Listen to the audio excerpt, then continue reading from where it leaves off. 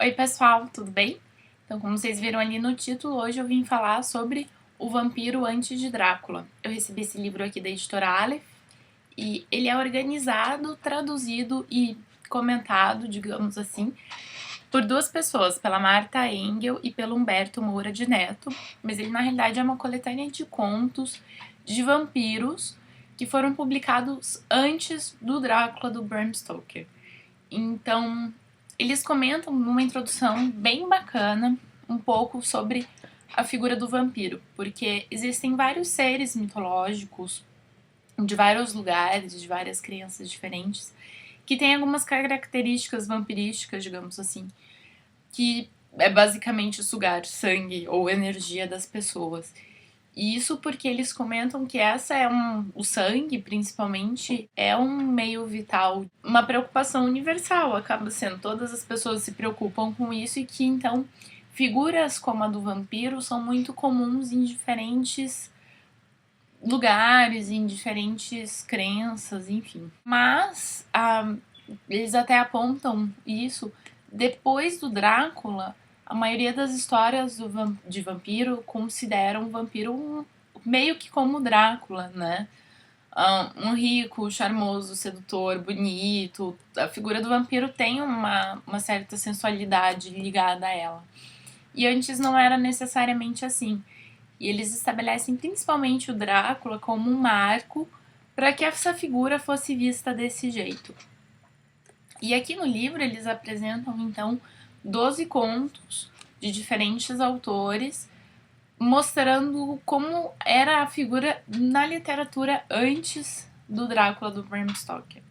O primeiro conto se chama O Vampiro, do John William Polidori. Então, esse conto, na realidade, tem uma história por trás do conto que é bem engraçado. O Polidori era uma espécie de assistente, enfim, do Lord Byron. E um dia eles foram para uma casa fazer tipo uma festa junto com a Mary Shelley, o marido dela. Na realidade, eles acham que eram noivos, na época não eram casados ainda. E uma prima dela, que acho que ficava com o Lord Byron, enfim. Foram todos jovens e bonitos fazer festas. E dos desafios da noite era que cada um escrevesse um conto de terror. Diz que eles liam contos de terror entre si e que cada um escrevesse. E nessa noite, tanto o Lord Byron fez um continho, quanto a Mary Shelley começou o que veio a ser o Frankenstein. Eu fiquei uau, assim, eu achei divertido, eu não sabia que isso existia, mas aparentemente as pessoas sabiam disso antes que eu, então desculpa se você já sabia. Mas enfim, diz que então esse Polidori escreveu em cima desse trechinho que o Lord Byron escreveu uma história de verdade, assim, um conto bem desenvolvido e tal. E esse é o primeiro conto do livro. Então, esse que é em tese baseado na história do Byron, só que escrito pelo Polidori. Só que foi uma confusão, porque na época que foi publicado numa revista literária, foi publicado com os créditos ao Lord Byron e ninguém sabe direito. E, enfim, eles explicam um pouco aqui no livro e diz que hoje é atribuído ao Polidori, tá? Então, nesse conto, o vampiro já é uma imagem um pouco parecida com o Drácula. Ele é um conde que começa a acompanhar um jovem, também rico, também nobre, pelas viagens na Europa, e esse menino começa a perceber alguns comportamentos estranhos por parte desse cara, vê que acontecem algumas tragédias durante o caminho, acaba entendendo que ele é uma espécie de vampiro.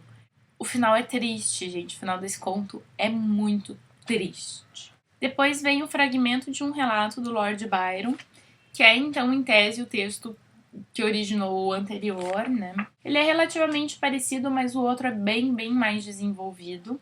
Principalmente a parte mais do final é diferente, assim.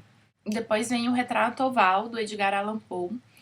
E é um pouquinho difícil falar sobre esse conto sem contar o final, mas é a história de um artista e da esposa dele, que acaba sendo retratada num quadro.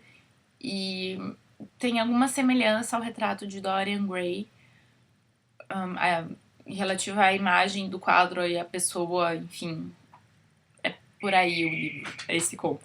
Depois vem A Família do Vurdalak, do Alexei Tolstói. Esse não é o Tolstói, e sim um parente, um primo meio distante do Tolstói, mas ele estava vivo mais ou menos na mesma época. E nesse conto, a figura do vampiro é como se fosse alguém que morreu e volta para buscar os seus familiares, assim. E vai contar então a história da família e quando isso acontece dentro da família, enfim, o drama e tal. Depois vem a Dama Pálida, do Alexandre Dumas, que fala, né? Mas não o que escreveu Os Três Mosqueteiros, enfim, o pai dele. E, enfim, esse conta a história de uma moça que precisa fugir e ela acaba caindo no território de dois irmãos e meio que fica presa ali e os dois se apaixonam por ela. Enfim, ela tá nessa situação, não sabe direito o que fazer, enfim. Ela gosta de um dos dois, só que ela não pode sair porque as propriedades externas são do outro, e ele falou que se ela fugisse, ele a mataria. E a figura do vampiro vem em um dos dois irmãos, e o outro tenta proteger, enfim. O final também é bem triste. Depois vem o A Orla, do Guy de Maupassant, e ele vai contar, então, a história já de um outro ponto de vista um pouquinho mais científico, em que alguns médicos começam a pesquisar a doença de um senhor, de um homem, e ele alega que tem uma espécie de fantasma que vai seguindo ele pela casa e sugando as energias dele. E aos poucos ele vai emagrecendo, ficando mais velho, envelhecendo muito mais rápido do que devia. E eles acreditam que isso vai ser uma espécie de epidemia entre, assim, como se fosse um novo ser que chega à Terra e vai consumir tudo, enfim, os humanos vão todos morrer. Bom, depois vem um mistério de campanha, enfim, do lugar, assim, mais fácil, da Anne Crawford. E, bom, esse aqui acontece na Itália e vai contar a história de um grupo de amigos que tá ali fazendo artes e, enfim, curtindo sua vida de nobreza chique.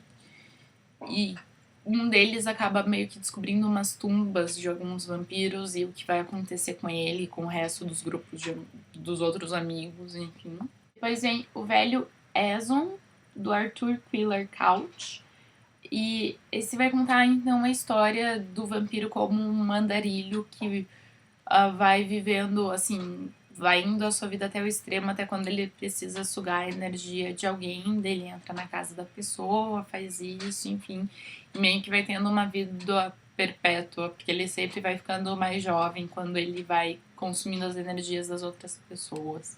Esse, na realidade, é bem curtinho. Depois vem um bem curioso que chama O Último dos Vampiros, do Phil Robinson, e ele se passa mais ou menos no Brasil. Se passa na região da Amazônia e daí, enfim, pode passar pelos outros países do norte ali da América Latina. Enfim, eles estão...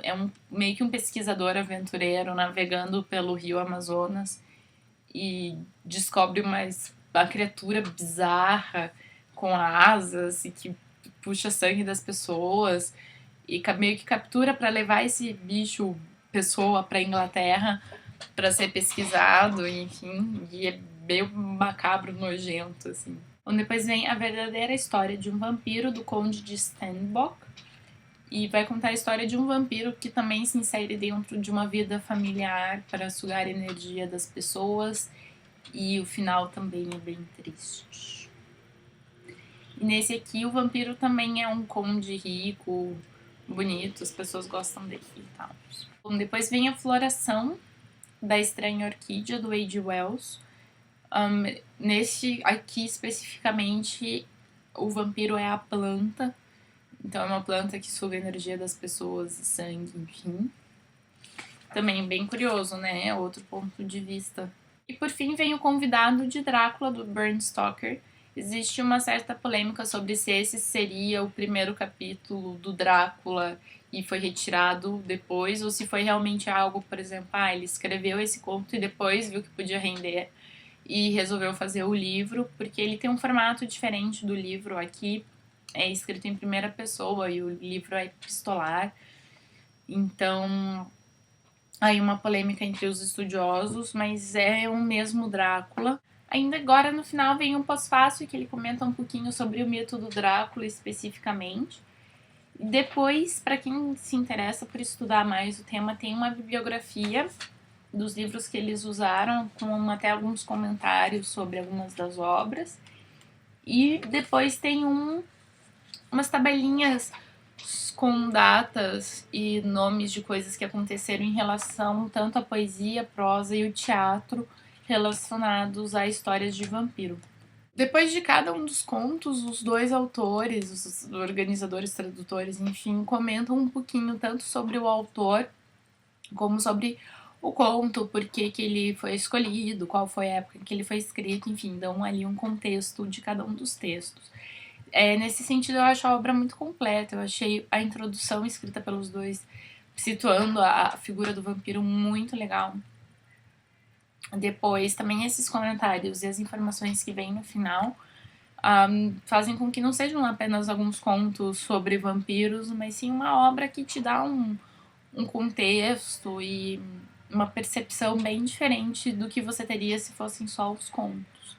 E é legal ir vendo também como, ao mesmo tempo, os vampiros dessas histórias são parecidos e são diferentes, né? Eles vão trazendo tragédias relativamente similares para as pessoas envolvidas nas histórias, mas ao mesmo tempo eles são figuras diferentes, eles fazem parte de imaginários diferentes.